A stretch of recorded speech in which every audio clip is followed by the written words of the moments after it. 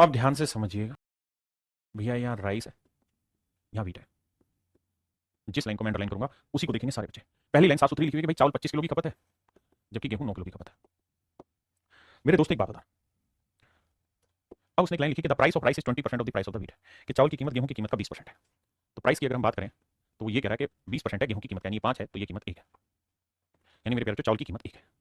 अब अगली लाइन में कह रहा है कि अगर गेहूं की कीमत 20% बढ़ जाए, तो न्यू प्राइस के ऊपर चर्चा हो रही है और कह रहा है गेहूं की कीमत 20% बढ़ जाए, तो 5 का 20% एक रुपया बढ़ के, यानी 1 यूनिट पर किलोग्राम गेहूं की कीमत बढ़ गई, तो क्या हो गया 6 यूनिट पर किलोग्राम।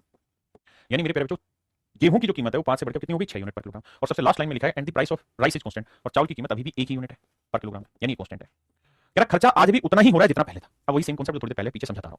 अगर खर्चा सेम हो, चीजें फिक्स हो, कांस्टेंट हो, जैसे इसने कहा कि खर्चा 350 ही है, तो मेरे दोस्त एक बात बताओ, गेहूं की कीमत कितनी बढ़ गई, 1 यूनिट पर किलोग्राम, और कितना किलो गेहूं ले रहे थे, 9 किलो। तो अगर 1 किलो गेहूं पे 1 यूनिट एक्स्ट्रा खर्च कर रहे हो तो 9 किलो गेहूं पे कितना यूनिट खर्च करोगे, 9 यूनिट एक्स्ट्रा खर्च करोगे। और मेरे दोस्तों अगर खर्चा फिक्स है तो यहां अगर आप 9 यूनिट ज्यादा खर्च करने लगे गेहूं पे, क्योंकि हर किलो पे 1 यूनिट रेट बढ़ गया, तो 9 किलो पे 9 यूनिट रेट बढ़ गया, तो नेचुरल सी बात है कि चावल के खर्चे में अब आपको 9 यूनिट की कमी करनी पड़ेगी, क्योंकि खर्चा फिक्स है। अगर आप यहां 9 यूनिट ज्यादा कर रहे हैं तो यहां मेरे भाई 9 यूनिट की कमी, यानी चावल में 9 यूनिट कम खर्चना होगा। 1 किलोग्राम कितने का है, 1 यूनिट का, तो 9 यूनिट से कितने किलोग्राम आएंगे, 9 किलोग्राम। इसका मतलब आपको अपनी जो खपत है वो अब 9 किलोग्राम कम करनी होगी, और वो भी किसकी, मेरे भाई चावल की। चावल की पहले खपत कितनी थी, 25 किलोग्राम, अब कितनी हो रही है, 9 किलोग्राम कम, तो कितने की कमी, 9 की कमी 25 पे, तो 100 पे कितनी, that is direct your answer 36%।